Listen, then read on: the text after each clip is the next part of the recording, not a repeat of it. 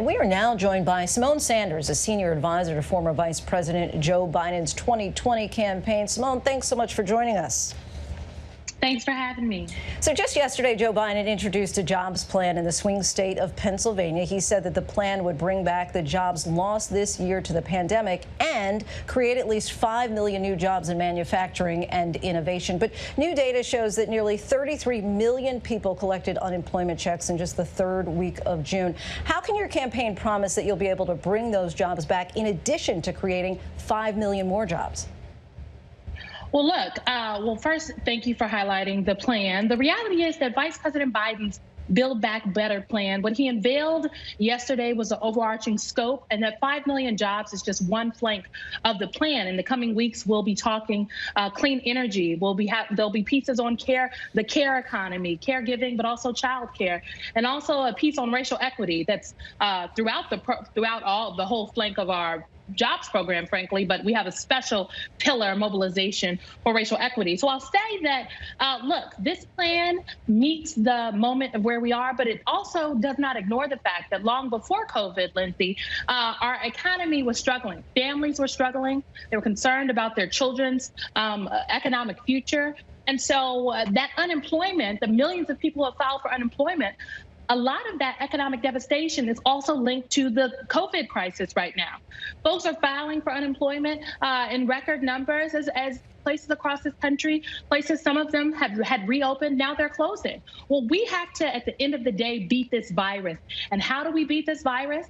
By testing, by listening to the scientists, not by wishing the virus away. And frankly, the Trump administration, in our opinion, and Donald Trump chief among the folks in the administration, have just truly failed the American people at this task. Well, let's go back to this because we just reported there in Devin Dwyer's piece, millions of small businesses are at risk right now, as you know, and they may not be able to survive the pandemic. So how does the vice president plan to recover all those jobs lost, which many economists say could be lost permanently?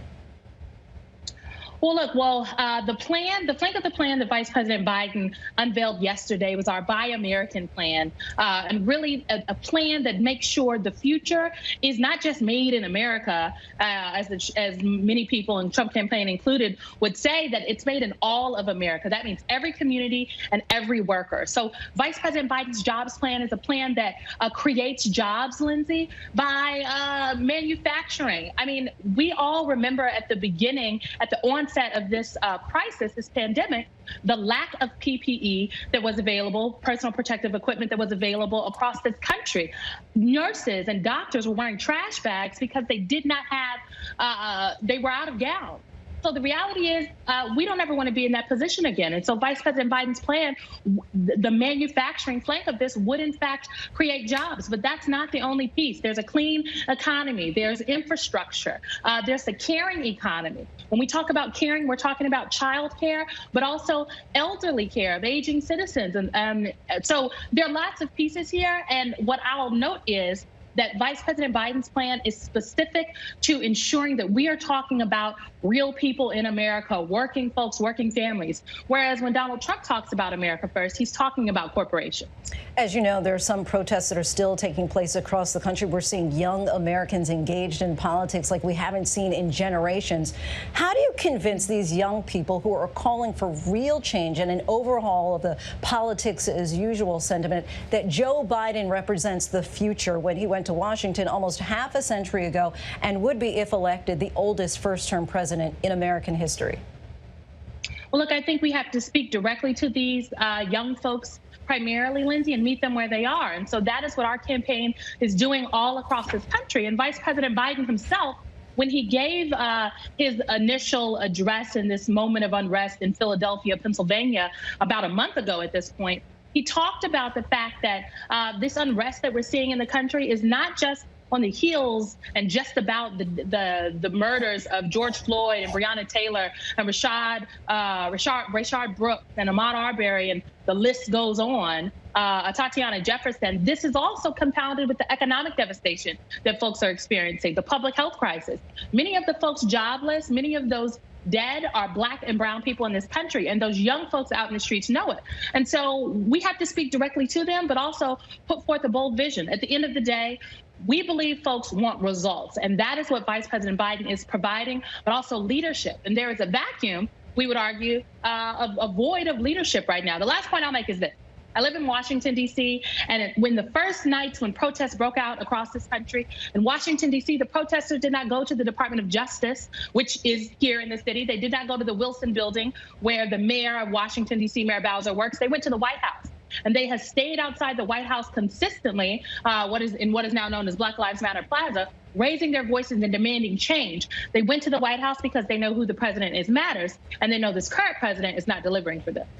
Just this week, the headline of one USA Today article was, young black voters say they aren't enthusiastic about a Joe Biden presidency. Among the concerns, in the midst of all the protests surrounding criminal justice and with calls to defund the police, the Biden campaign responded by promising to add $300 million for community policing programs. That was criticized by some as irresponsible and tone deaf, and that the notion that Biden is, quote, too wedded to the past to grasp the moment's potential. What's your response to that? My response to that is, look, you have to look at the totality of what Vice President Biden has been saying. A lot of what was introduced in the House bill about a month ago were things that Vice President Biden was talking about well over a month and a half before that. And so, yes, in that USA Today op-ed, he talked about support and funding for the COPS program, which is community policing. But what he also spoke about and was very clear on, Lindsay, is that, look, police departments in a Biden administration who do not institute reforms, rogue police departments, those police departments should be held accountable, and they should not be prioritized for funding. They should lose their funding. He reiterated that in the conversation with Addie Barkan, a noted healthcare activist, earlier this week. Vice President Biden believes that we have to, create a holistic policy to really attack the issue here. And so that means getting the data. That means banning chokeholds. That means, setting benchmarks for police departments to meet. But that also means looking to some of these other issues in our societies. And so we talk about the lack of funding for education, the lack of funding for healthcare, the lack of funding for, frankly, after-school programs. And community and jobs programs across the country in communities all big, large, and small. Those are things that Vice President Biden has spoken to, and he will champion as president.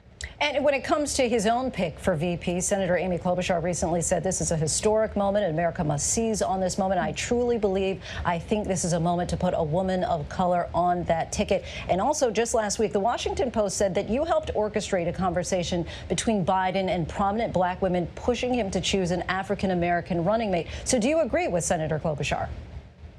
Well, look, we greatly appreciate all that Senator Klobuchar has done for our campaign. She was part of a blockbuster endorsement day down in Texas all those months ago. And we looking forward. She held an event for us in Arizona today, a Build Back Better event in Arizona, a virtual event. Look, what I'll say is this. This is a decision for Vice President Biden to make, but absolutely, he has heard the concerns of voters across this country. The fact that the Washington Post could report that he was on a call with women, prominent African-American women who would like to see an African-American woman as vice president is evidence of that. He's also heard the concerns of the Latino community. He's heard the concerns of the LGBTQ plus community, whom also say they would like to see a running mate pick that represents their community. At the end of the day, Vice President Biden is going to pick someone who can marry the relationship he had with President Obama, who could be a good governing partner, because the work before a Biden administration will be immense. He's going to have someone he can give presidential authority to, like President Obama gave to him. And I am confident that he is going to find that running mate. So no news to break just yet. Okay, that could be a black woman, but we don't know just yet. So stay tuned. We were hoping you were going to break that for us right here, Symone. Symone Sanders. Not today. With the Biden campaign. Hey, we thank you so much for your time. We appreciate it. Hi, everyone. George Stephanopoulos here. Thanks for checking out the ABC News YouTube channel. If you'd like to get more videos, show highlights, and watch live event coverage, click on the right over here to subscribe to our channel. And don't forget to download the ABC News app for breaking news alerts. Thanks for watching.